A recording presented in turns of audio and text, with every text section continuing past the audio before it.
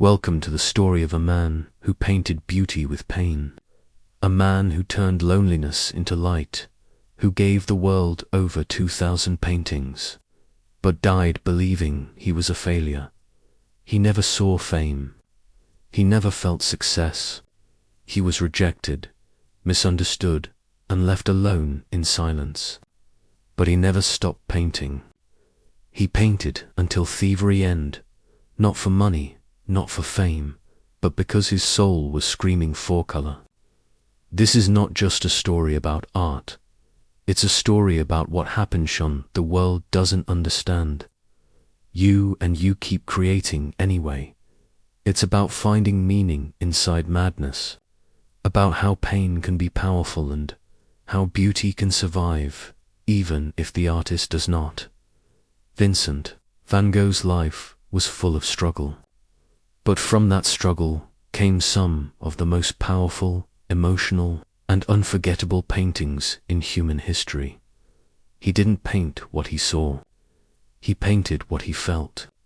And that's what made him immortal. So get ready for a story that will touch your heart, break it, and rebuild it again with every brush stroke. And yes, this video is also great for you. As you listen, you will hear real, emotional English used in the most powerful way. It will help you understand deep vocabulary, practice listening, and feel every word. So sit back, turn the lights down, and let me tell you the story of Vincent van Gogh, the man who painted his pain. Part 1. A Quiet Boy in a Cold World. 1853 to 1873. Let us begin not with paintings, not with colors, but with silence. Because Vincent van Gogh's story begins in silence. He was born on March 30th, 1853, in a small village called Zundert in the Netherlands. The weather was often grey, the fields were flat, the winds were cold. But the silence wasn't just outside, it lived inside him. Here's something most people don't know. Vincent was born exactly 1 year after his parents' first son died. A baby also named Vincent. That child had died during birth, so when the second Vincent was born, they gave him the same name, the same birthday, the same place. Can you imagine growing up with your own name already written on a grave? Every time he walked to church, he passed a tombstone with his name on it. It said, Vincent van Gogh. Born March 30th, 1852. Died March 30th, 1852. He was born into grief, not joy. Hadn't just carry his name. He carried the ghost of a brother he never knew. Vincent's father was a Protestant pastor, strict and cold.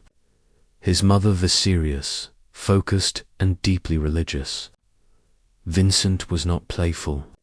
He was not easy to raise. He was sensitive, quiet, and different. He liked to walk alone He stared at flowers for hours. He talked more with nature than with people. Other children didn't understand him. Teachers didn't understand him. Even his parents didn't understand him. But he had one light in his life. His younger brother, Theo van Gogh. Theo was kind, gentle, and always listened. He believed in Vincent, even when no one else did.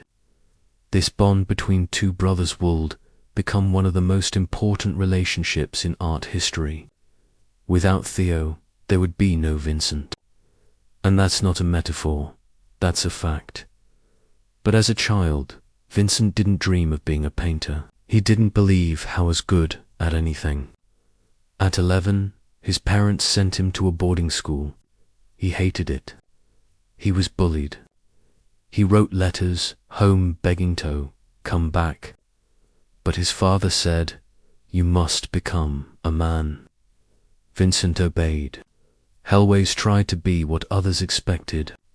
He wanted to please his father. He wanted to be useful.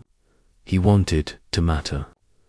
But no matter how hard he tried, he always felt like a failure. At 16, Vincent began working for an art dealership called Goupil and Ca. His uncle helped him get the job. He was sent to The Hague, later to London, and then to Paris. For the first time, Vincent touched art every day, but not by painting it. He sold it, and for a short time he was happy.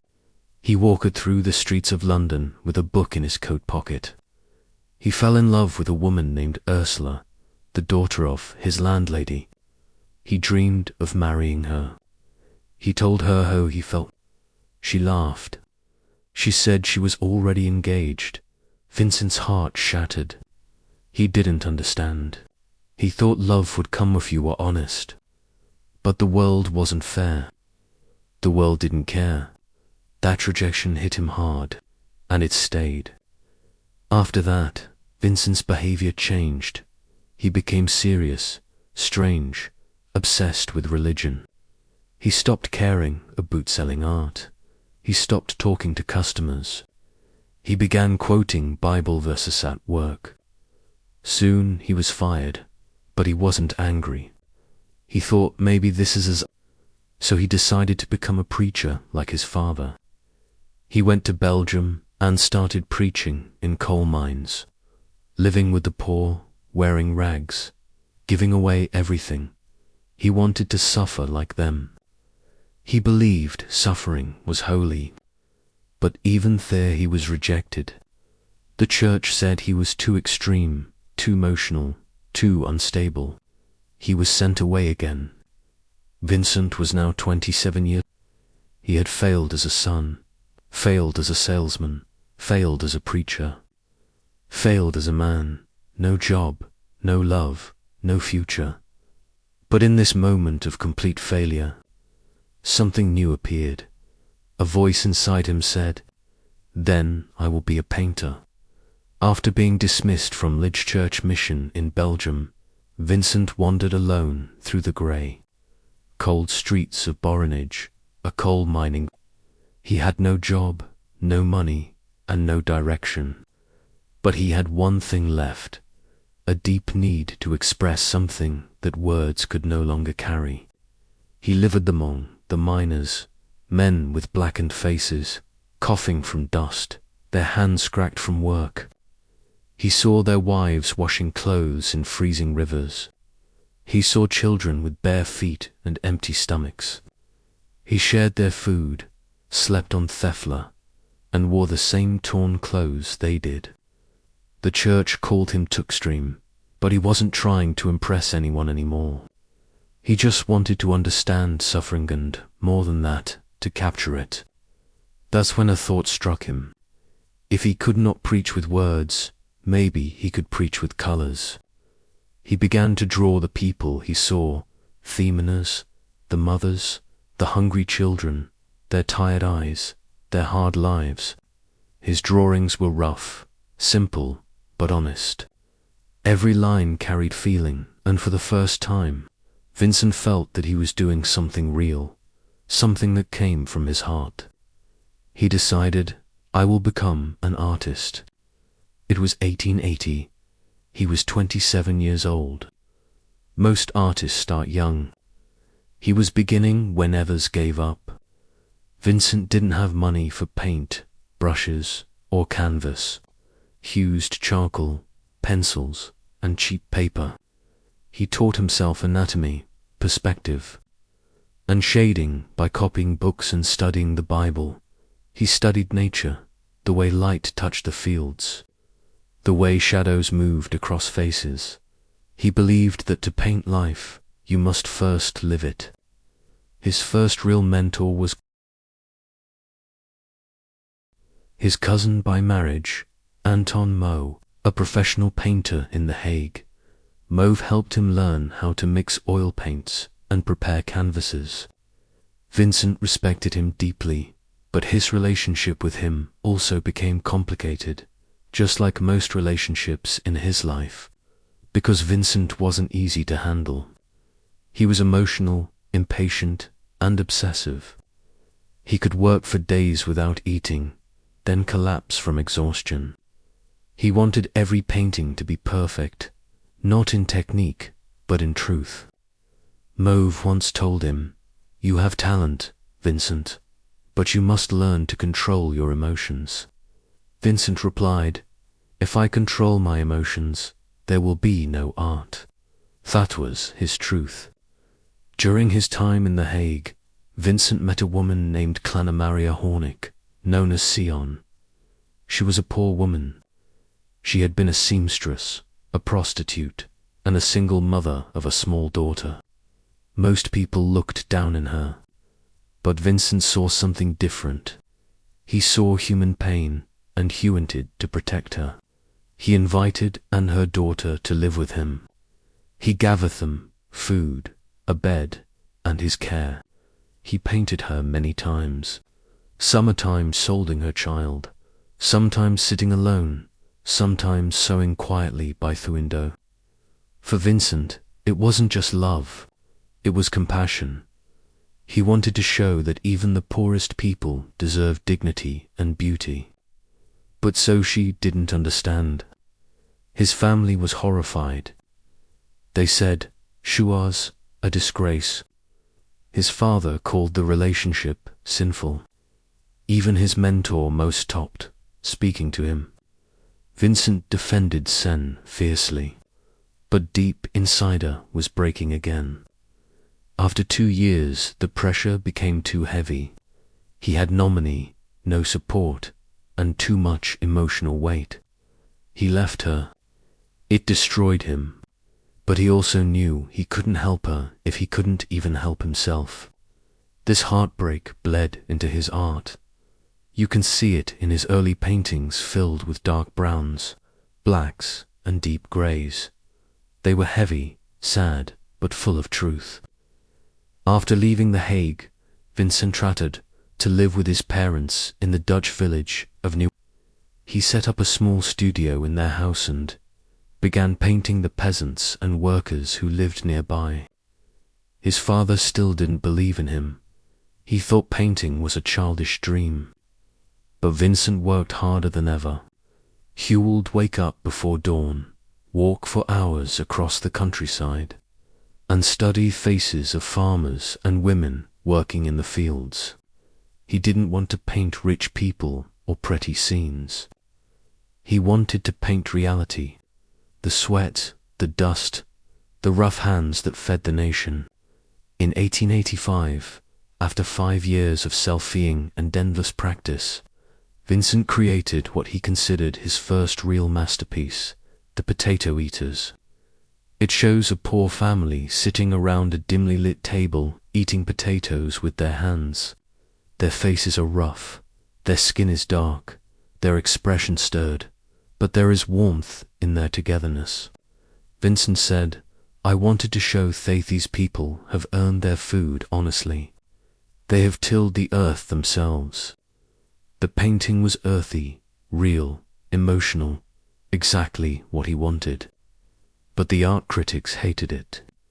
They called it ugly, unrefined, and poorly painted. Vincent was crushed, but not broken. He wrote to his brother, "Theo, I would rather paint one honest face full of wrinkles than 100 smooth ones full of lies." That one sentence shows the essence of Van Gogh, a man who cared more about truth than perfection. Throughout these years, Vincent wrote hundreds of letters to his brother Theo. These letters are among the most beautiful ever written, full of emotions, dreams, doubts, and gratitude. Theo wasn't just his brother.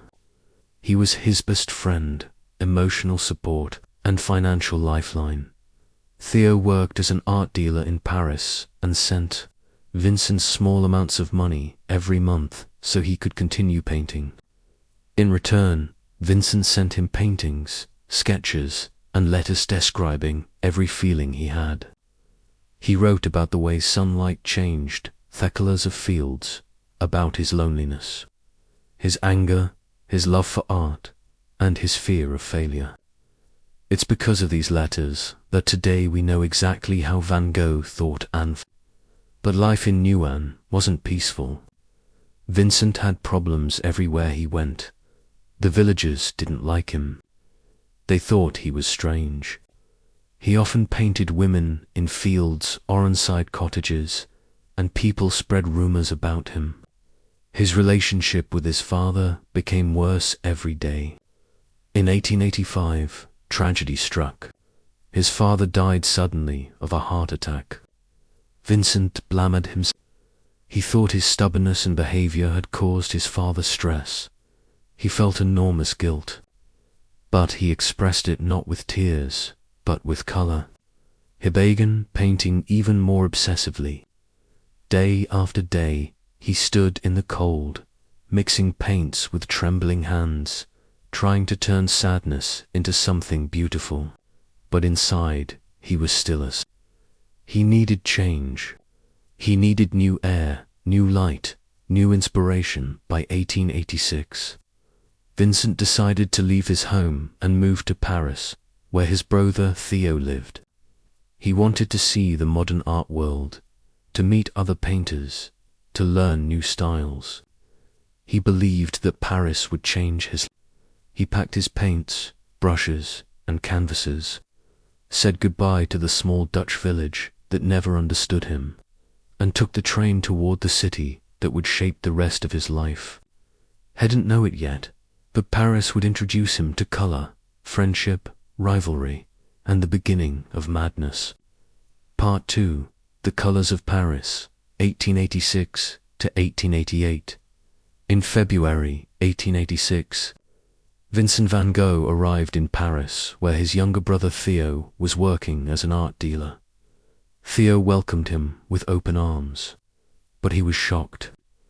Vincent looked like a ghost. He was thin, pale, sickly. He had barely eaten. His clothes were worn out, but in his hands, he carried a small bag with what mattered most, his paintings. When Theo saw them, dark, heavy, brown-toned, he was silent, because Paris was different now. The world of art had changed. A revolution was happening. Impressionism. At first, Vincent hated what he saw. Artists were painting bright pinks, blues, and yellows. They weren't focused on deep emotion or suffering. They were painting the beauty of the moment. He thought it was shallow, too easy, too happy. But then something happened. He saw works of Claude Monet, Edouard Manet, and Camille Pissarro, and his heart began to change. He saw how they painted light, not just objects. He saw how color schools sing, how shadows could glow, and how a painting could feel alive without being dark. He studied them quietly. He didn't copy. He absorbed. Slowly his own work began to change completely.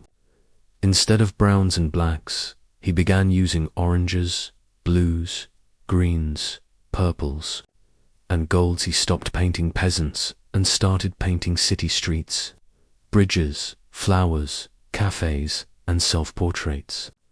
In just 2 years, his style transformed so much that even Theo couldn't believe it. He began painting with faster strokes, using thick layers of paint called impasto, creating texture, movement, and emotion in every brushstroke. He painted what he felt, not what he saw. His self-portraits became a mirror of his emotions. In one, his eyes looked. In another, full of fire. In some, he looks like he hasn't slept in days. Because he hadn't. He worked constantly. Sometimes he painted 3 to 4 canvases a day. He barely ate. He drank coffee and smoked constantly just to keep going. Vincent said, "I put my heart and soul into my work, and I lose my mind in the process." And that's exactly what was happening. Paris wasn't just about color. It was about connection. Theo introduced Vincent to a new world of artists, many who were not yet famous, but would become legends in the future. He met Paul Gauguin, intense, proud, and mysterious. Rita Luz, Leray, short, wild, and brilliant.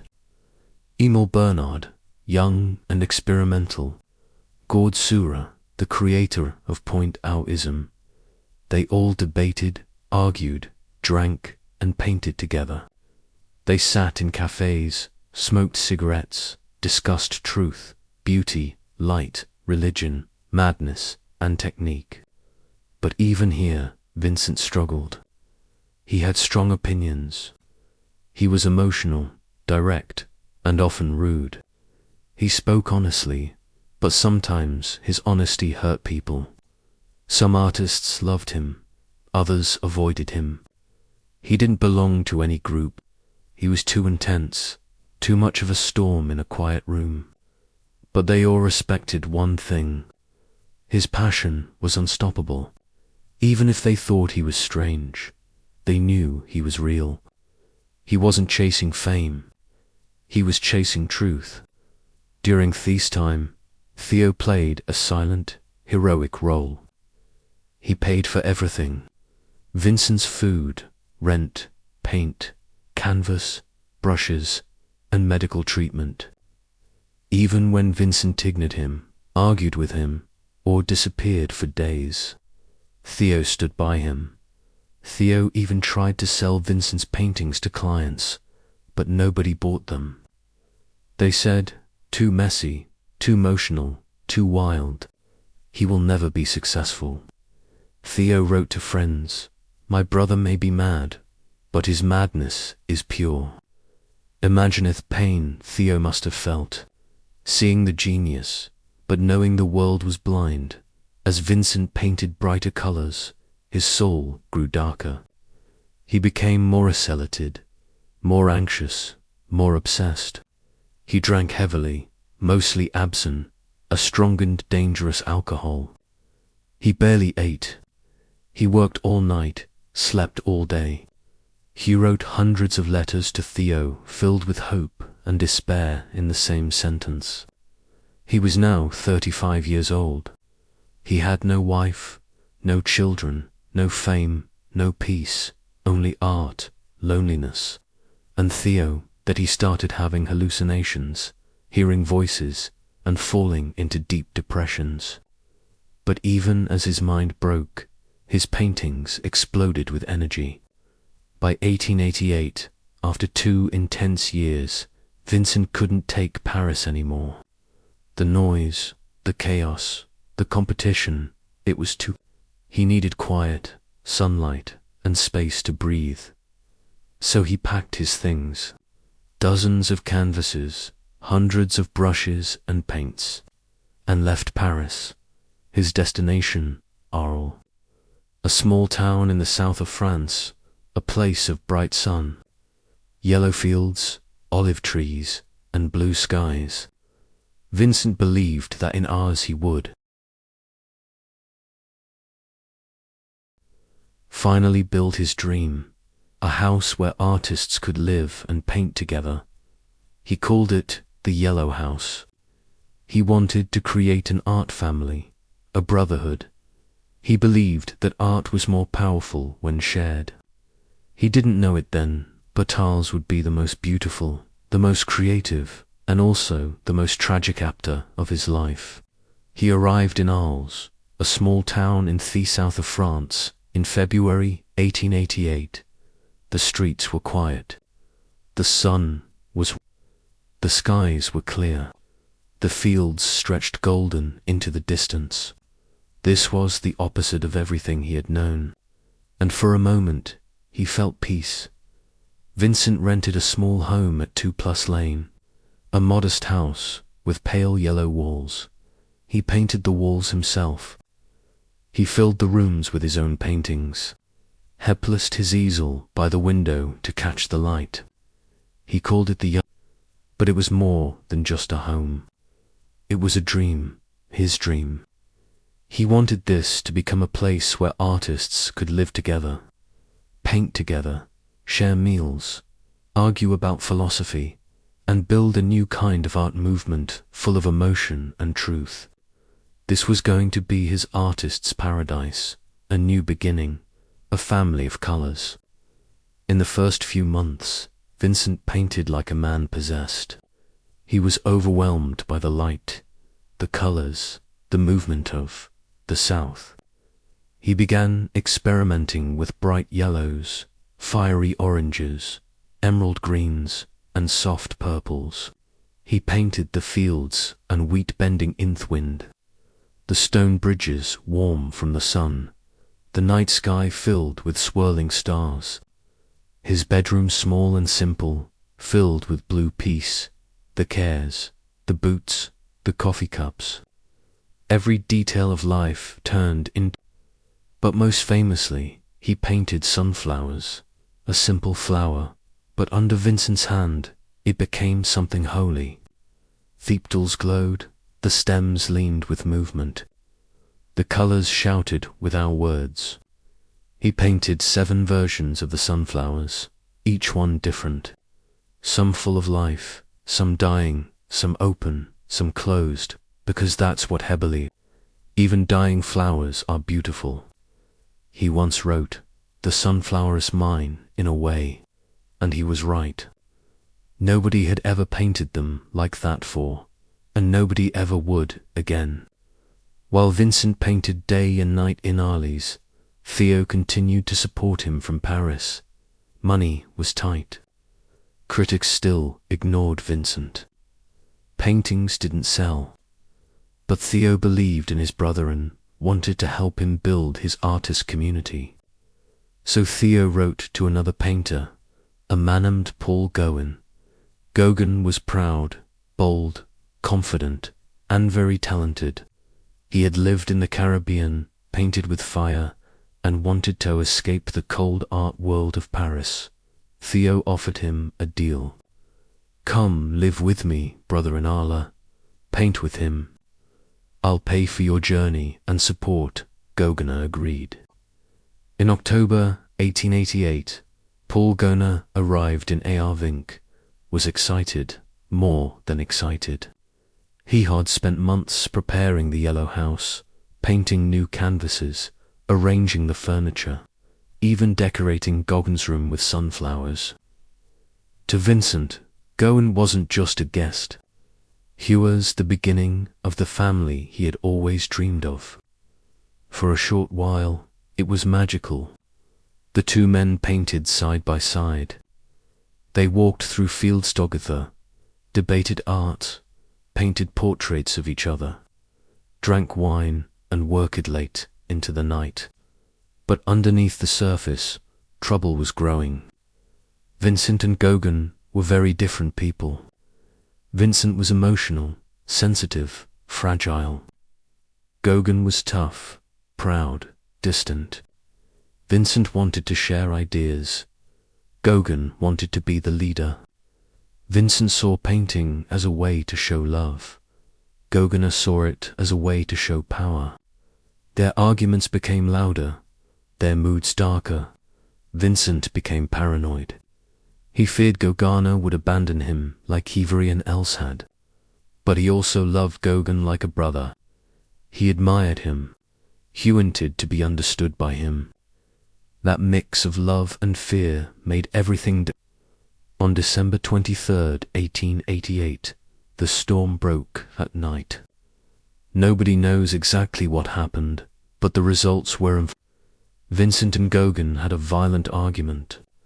Some say it was about art, some say it was about money, some say it was about love, even jealousy. Gauguin left the yellow house, walking away into the night. Vincent, heartbroken and alone, collapsed. Then, in a moment of pure emotional and mental breakdown, Vincent took a razor and cut off his own left ear. Not a scratch, not a cut. He sliced off the whole ear. He then wrapped it in cloth, walked down the street to a nearby brothel, and handed it to a woman named Rachel, saying, "Keep this carefully." Then he collapsed from blood loss and shock. He was found the next morning, barely alive, and taken to the hospital.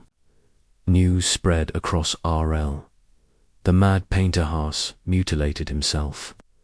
Gauguin left immediately. He never returned. The yellow house, Vincent's dream of community, was shattered.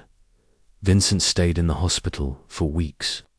He was diagnosed with acute mania with generalized delirium. In today's words, that might mean bipolar disorder, schizophrenia, or severe depression with psychosis. But in 1888, no one truly understood. The town of Arles now feared him. They signed a petition saying he should be locked up. He was no longer the artist. He was the madman. But even in the hospital, he painted. He painted the doctors, the walls, the patients, the gardens. He painted with his bandaged head, trembling hands, and a broken spirit, because he didn't know how to survive without art. During this period, he wrote some of his most emotional letters to Theo. He apologized. He cried on paper. He begged for forgiveness. He tried to explain the storm in his mind, but even he didn't understand it. He wrote, "I am not mad, or at least not always. But sometimes the darkness is louder than the light." Theo never gave up. He never blamed him. He simply said, "Paint when you can, rest when you can't. I will be here." That love, pure, unconditional, kept Vincent alive. In January 1889, Vincent was allowed to return home, but it wasn't the same. The yellow house now felt empty, haunted. His neighbors avoided him. Children ran away when he walked by. He tried to paint again, but silence inside the house was too loud. The dream was dead. The family, I imagined, had vanished. He knew he couldn't stay. So in May 1889, Vincent made a decision that shocked even Theo. He voluntarily admitted himself into a mental hospital, not because he was forced, but because he was afraid of himself. He went to Saint-Ré-de-Provence, a former monastery turned into an asylum. It was quiet, surrounded by gardens, fields, and stone corridors. He brought his paints with him, and there, in that silent place, he created miracles. Part 3. The Starry Night and the Storm within 1889 to 1890. The gates of St. Paul de Moselle. Asylum closed behind him in May 1889. Vincent van Gogh entered not as a prisoner, but as a man who was terrified of what his own mind might do next. The asylum stood outside the small town of Saint-Ré-de-Provence in the south of France. Once it had been a monastery. Now it was Hometo, about 30 men suffering from mental illness. Thick stone walls kept the world out and the patients in. The rooms were small, with iron bars across the windows. At night, the wind howled through the olive trees outside, echoing like ghosts. But Vincent did something no one expected. Instead of despairing, he made the asylum his studio. His cell was bare, a bed, a chair, a small table. But from the narrow window he could see the gardens, and beyond them the hills of Provence. That small rectangle of sky came his universe. He was allowed to walk outside under supervision. So he studied the olive groves, the cypress trees, the wheat fields, and the blue mountains in the distance. Every day he carried his paints, brushes, and easel into the courtyard. The other patients watched him quietly, some talking to themselves, some staring into space. But Vincent was calm when he painted. It was the only time his mind stopped shouting. He wrote to Theo, "I feel calm when I paint. The suffering passes and I feel harmony again." At first, he painted what he saw directly around him. The garden of the asylum full of irises and roses, the long corridors echoing with footsteps, the doctors and attendants who cared for him. He painted self-portraits again, dozens of them, because, as he said, "I have no other model." In each portrait, his expression changed. Sometimes weary, sometimes fierce, sometimes peaceful, sometimes afraid. He was recording his soul, not his face.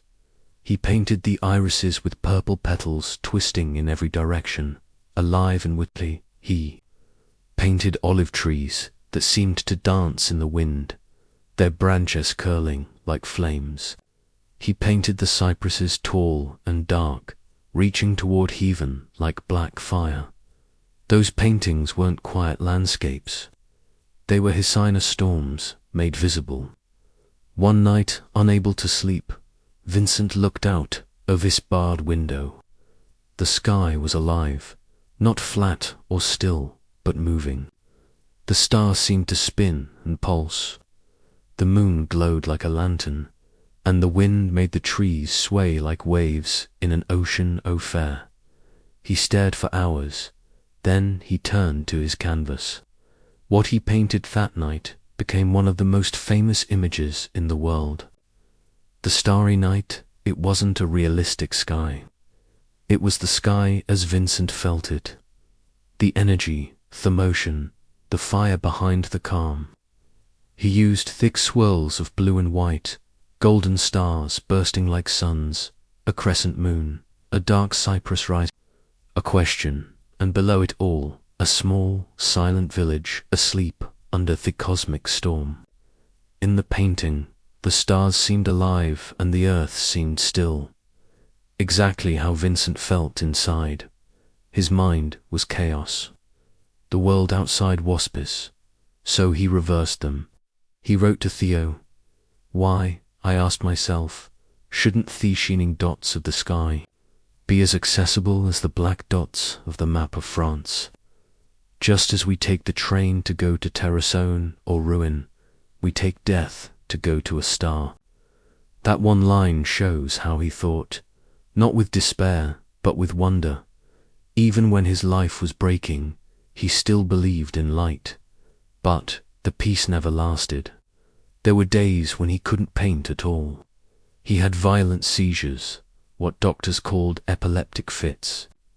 He would collapse, shake, and wake up confused. Sometimes he tore his own clothes, screamed, or refused to eat. He was haunted by voices, by nightmares, by loneliness. Yet even after each episode, he went back to work. He didn't destroy his madness. He painted through it. He wrote to Theo, I am unable to describe exactly what is wrong with me. There are moments when I am terribly anxious and I don't know why, but I must go on working as if nothing had happened. That sentence alone defines his genius. He kept painting even when he didn't trust his mind. Throughout his time in St. Ray, Vincent wrote over 150 letters to Theo. They are some of the most tender letters ever written between two brothers. He described each painting in detail, the colors, the brushstrokes, the mood.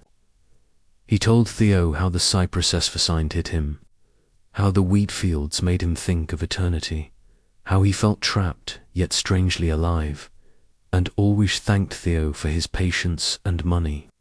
Theo in return kept encouraging him, premised that one day people would see Vincent's worth. He sent him supplies, words of love, and sometimes paintings from other artists so Vincent could study them. This connection was Vincent's only thread to the outside world, his only proof that someone still cared.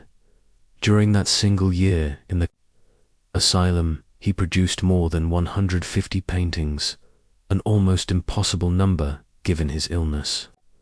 Among them were the starry night wheat field with cypresses, the olive trees, irises, the garden of Asylum, self-portrait with bandaged ear, the reaper, the sower. Each of these works glows with movement. Skies swirling, fields vibrating, trees twisting. It was as if his brush was breathing. Every painting was both a prayer and a scream. Doctors noticed that, when he painted, his mind seemed clear, so they encouraged him to continue. Painting became his therapy, his medicine, his reason to stay alive. By early 1890, Vincent's condition improved slightly.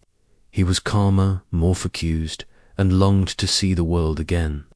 He missed the sound of people, the smell of Paris, and above all, missed Theo, who had just become a father to a baby boy, Vincent van Gogh, named after him. When Vincent read Theo's letter, telling him that his nephew would carry his name, he cried. He felt perhaps for the first time Thetis's life had meant something. But there was also a quiet fear. Theo's health was failing. He was overworked and poor. He wrote that the Paris air was heavy. His wife was tired and money was scarce. Vincent felt guilty. He thought he was a burden. He wrote, "If I could be of some worth, if only to ease your burden, I should be glad to do so. But it seems I am fit for nothing." Still, he wanted to try again. He asked the doctors if he could leave the Asylum and paint in freedom once more. After a year of treatment, they agreed. In May 1890, Vincent left Sanray. He carried with him his paints, his canvases, and his endless hunger for light. Part 4, The Final Days and the Immortal Legacy, 1890 and beyond. When Vincent van Gogh stepped out of the train at Auvers in May 1890, the air smelled of wheat and rain. The village lay just a short ride from Paris, but felt like another world. Quiet, green, full of winding lanes and gentle hills. After a year inside the asylum at St. Remy, the wide open sky felt like freedom itself. He carried only a small bag, a few shirts, sketchbooks, brushes, paints, and canvases. Everything else he owned, every dream, every wound was inside him. Vincent found a room at Auvers-sur-Oise, a simple inn run by Arthur Gustave Rowe and his family. His tiny room was under the roof, one window, a wooden bed, a narrow table, and a chair. It cost him 3.5 francs a day, including meals. He paid with money Theo sent every month. Just across the village lived Dr. Paul Gash, a physician who treated artists. He was eccentric with long hair and deep eyes, but he truly cared for painters. Dr. Gash loved art. His house was filled with paintings and the smell of turpentine. Theo had written ahead begging him to watch over his brother. When Vincent met Gasha, he liked him immediately. "He is as ill and as nervous as I am," had joked in a letter, "but at least he is a friend." Gash encouraged him to paint the gardens, the roofs, the wheat fields, anything that calmed his mind. Those last weeks were a storm of creation. In barely 70 days, Vincent produced more than 70 paintings. Almost one every day. He painted with fury and peace at the same time, as if racing against something invisible. He painted the church at Auvers rising like a blue shadow against the sky, wheatfield with crows where the yellow earth meets a dark stormy horizon. Portrait of Dr. Gusher with hands folded and eyes full of melancholy, thatched cottages, the town hall, the White House at night, and countless fields of wheat bending in the wind. Locals often stopped to watch him work. They saw a man with fiery red hair, straw hat, and a worn blue coat, standing for hours under the sun. Sometimes he muttered to himself. Sometimes he sang. He never seemed tired. He told Dr. Gash, "I feel calm here. The countryside ivory, beautiful. I could work here forever," but forever was close. Vincent still wrote letters almost every day to Theo, who was now married and had a baby son, Vincent Phylum. He was proud that the child carried his name. But beneath the joy, he felt guilt. He knew Theo's finances were collapsing, art sales were poor, his health was failing, and he had a wife and child to care for. Vincent wrote, I risk my life for my work, and my reason has half found it in it. And later, what can I do, my dear brother, except go on? I cannot be other than I am. Theo begged him to rest, but Vincent couldn't. He painted like a man who knew time was short. He told people, I am trying to do as much as I can before the light fades. Though his letter sounded calmer, his inner world was restless. He was plagued by sudden waves of sadness and fear that no one could explain. Sometimes he spoke normally. Other times he fell into long silences.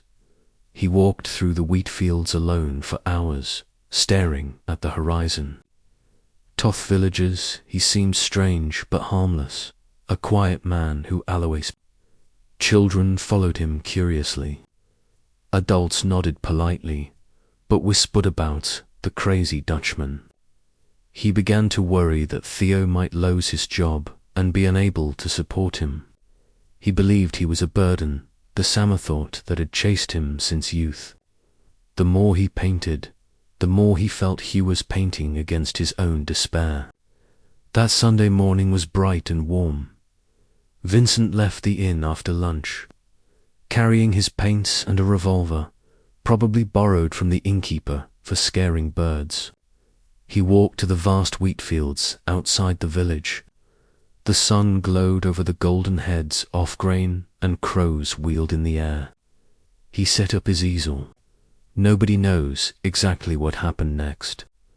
At some point that evening, a gunshot echoed across the Later, as the sun went down, the painter was seen staggering back towards village, holding his stomach. He had been shot in the chest. He climbed the narrow stairs to his small room and collapsed on his bed.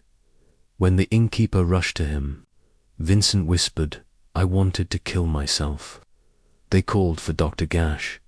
The bullet had missed his heart, but lodged deep in his body. Surgery was impossible. He was in terrible pain, but calm. Gash asked if was suffering. Vincent said softly, the sadness will last forever. A telegram was sent to Paris. Theo dropped everything and took the first train to Auvers. When he reached Thine the next morning, he found his brother lying in bed, pale and breathing heavily. His hands stained with paint. They spoke quietly for hours. Vincent told Theo not to blame anyone, that he had done it himself. He asked about his nephew, about Jo, Theo's wife, a Booth baby. Theo held his hand, weeping. Late that night, around 1 a.m., on July 29th, 1890, Vincent took one last deep breath and died in his brother's arms. He was 37 years old, Theo wrote later. He wanted to die in peace. Andy, who loved him, had to let him go. 2 days later, on July 30th, the people of O carried Vincent's coffin to the small village cemetery. It was covered with sunflowers, wildflowers, and yellow dahlias.